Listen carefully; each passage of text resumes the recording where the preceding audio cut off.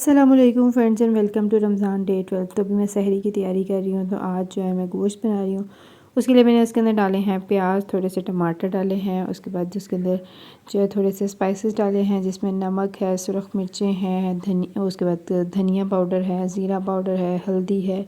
और उसके अंदर हस्बे जो है वो पानी डालेंगे और अब इसको जो है वो हम चूल्हे पे रख देंगे ताकि अच्छे से जो है वो गल जाए और बन जाए। फिर इसके अंदर डालेंगे थोड़ा सा ऑयल ताकि गोश्त की अच्छे से भुनाई हो सके और साथ में मसालों की भी हो सके।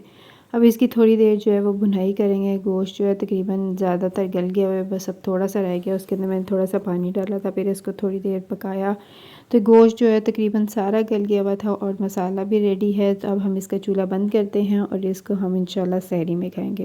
तो फिर उसके बाद मैं सो गई थी और अब सहरी के टाइम उठी हूँ। तो फिर अब जो है ना मैं अपने हस्बैंड के लिए पराठा बना रही हूँ। तो मैंने कब उनके लिए पराठा बनाते, आज मेरा ना पराठा खाने का मूड नहीं था, ना ही रोटी खाने का मूड था। आज मेरा दिल था कुछ ना डिफरेंट बनाऊँ, कुछ मीठा बनाऊँ।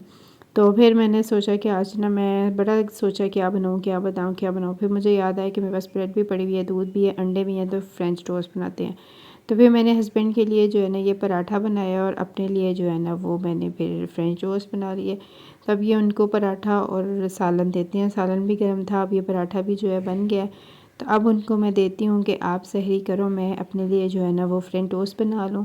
तो फिर उन्होंने दही भी खाना होता है, तो इस वजह से मैंने कहा चलो वो पहले कर लें तो उसके बाद मैं कर लूँगी। फिर मैंने दूध लिया, दूध के अंदर जो है ना मैंने एक अंडा डाला और उसमें थोड़ी सी जो है वो चीनी डाली, टेस्ट के अकॉर्डिंग जितनी थी। अब इसको अच्छे से जो है वो मैंने मिक्स कर लिया, इसे मिक्स किया। फिर इसके अंदर डाली है ब्रेड को जो है वो दोनों तरफ से अच्छे से इसमें डिबो लिया।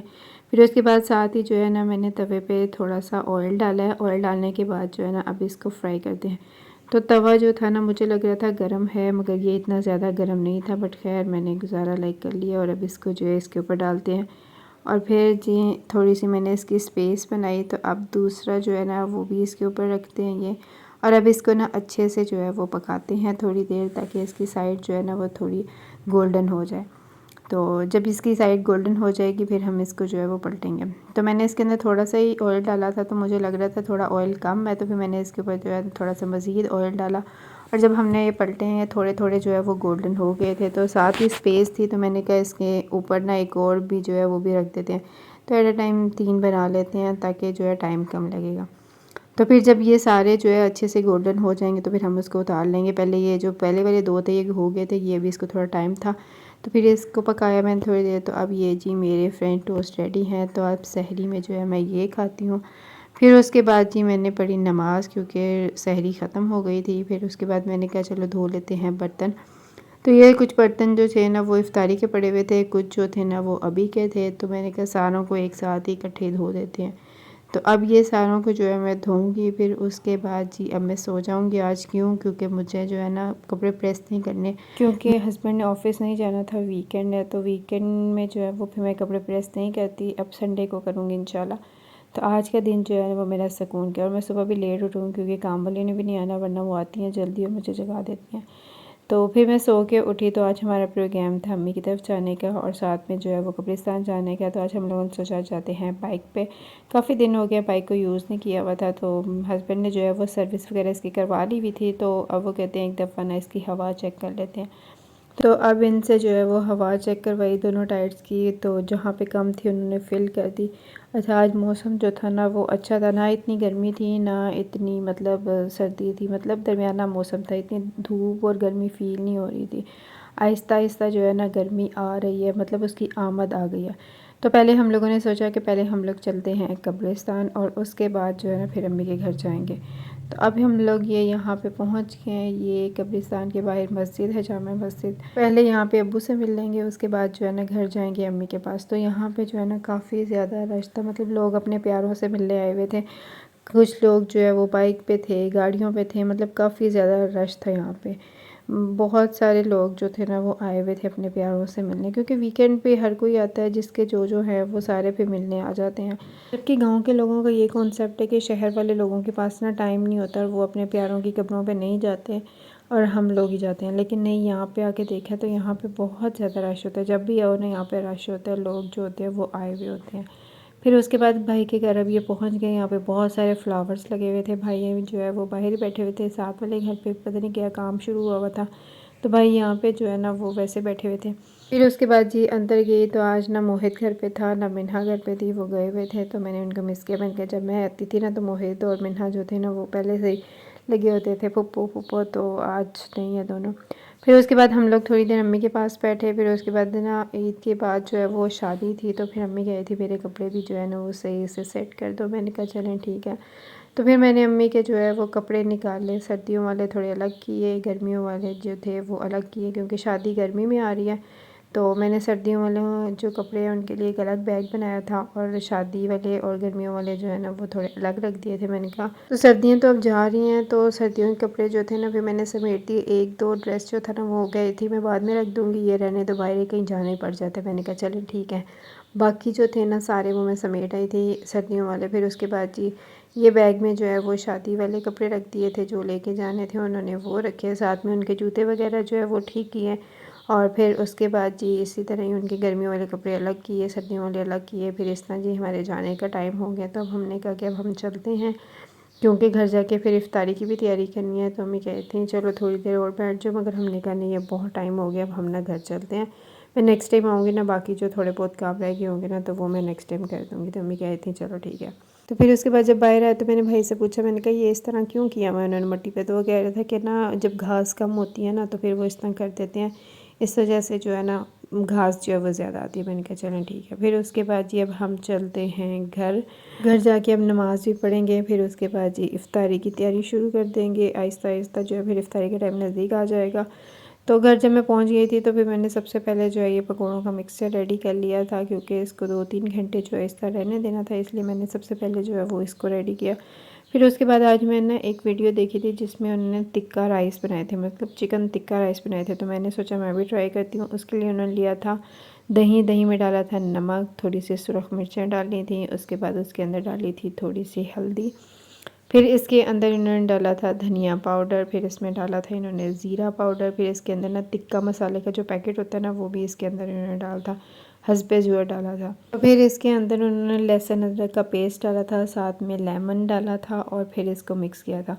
तो मैंने जैसे जैसे वीडियो पे देखा था ना मैं उसी रेसिपी को जो है ना फॉलो कर रही थी कि उसी तरह के बन जाए मेरे से भी।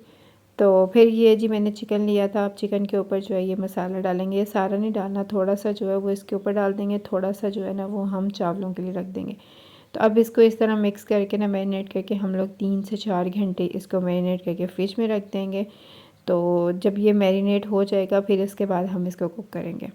तो अब उसको 3 से 4 घंटे हो गए थे, फिर मैंने इसके अंदर थोड़ा सा पानी डाला और अब इसको हम रख देते हैं चूल्हे पे कवर करके पकने के लिए। फिर उसके बाद जी ये फ्रूट थे, तो फिर मैंने ये फ्रूट काटे।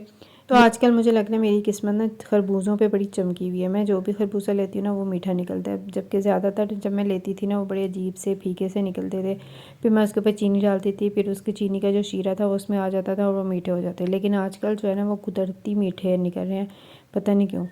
तो आजकल मुझे किसी ने बोला था कि खरबूजे लो ना तो खुशबू चेक करके लिया करो, अगर खुशबू आ रही हो ना तो फिर लेने हैं। तो मैंने खुशबू चेक करके लेती हूँ, शायद इस वजह से वो मीठे निकल रहे हैं, मे बी। अच्छा आप लोग भी मुझे बताइएगा किसी के पास कोई ट्रिक है कि खरबूजा किस तरह मीठा निकले, तो मुझे ज़रूर बताइएगा। तो फिर अब दूसरे चूल्हे पे मैंने कहा चावल बनाते हैं। चावलों को जो है ना मैंने पहले से बॉईल कर लिया था, तो अब चावलों के लिए बना रहे हैं मसाला। तो उसके लिए जो है ना थोड़ा सा ऑयल डाला है, उसके अंदर प्याज डाले हैं, फिर उसके अंदर ये जो दही वाला मसाला था वो इसके अंदर ऐड कर देंगे जो मैंने बचाया हुआ था। फिर इसके अंदर मैंने थोड़ा सा पानी डाला, और पानी डाल के जो है ना वो प्लेट पे लगा हुआ था ना वो भी सारा इसके अंदर डाल दिया, ताकि ना सारे इसके स्पाइसेस जो है वो अच्छे से जो है वो हो जाए। तब ये भी इसके अंदर डाल दिया। अब इसकी ना थोड़ी देर भुनाई करते हैं ताकि प्याज भी थोड़े सॉफ्ट हो जाए और ये भी जो है ना थोड़ा पक जाए मसाला भी। फिर साथ ही दूसरे चूल्हे पे जो था ना इसका पानी ड्राई हो गया था और ये भी जो है ना अच्छे से पक गई हुई थी। तो अब इसके अंदर जो थोड़ा सा मैंने ऑयल डाला था ना, तो अब मैं कह रही थी कि उसके अंदर ये थोड़ी फ्राई हो जाए। तो अब इसकी जो है ना मैं साइडें पलट रही थी ताकि ये जो है ना उसके अंदर थोड़ी फ्राई हो जाए। तो साथ में मैं इसको इस तरह हिला रही थी, चूल्हा तेज़ था इसकी वजह से ना वो लग नहीं थी, तो मैं इसको इस तरह हिला रही थी। फिर उसके बाद जी इसका मसाला बन गया था, तो अब इसके ऊपर जो है मैंने राइस बॉयल किए हुए थे ना वो अब इसके ऊपर डाल रही हूँ। ये इस तरह ये सारी जो है ना जैसे हम लोग दम पे तय लगाते हैं ना बिरयानी के दम पे, वैसी तय लग रही है। फिर उसके ऊपर जो है ये चिकन के पीसेस ये रखे हैं जितने भी मैंने बनाए थे। तो फिर इसको जो है ना दम पे रख देंगे कवर करके, ताकि अगर इसके अंदर थोड़ा सा कोई पानी वगैरह रह गया हो ना वो भी अच्छे से ड्राई हो जाए और सारे मसाले मिक्स हो जाए।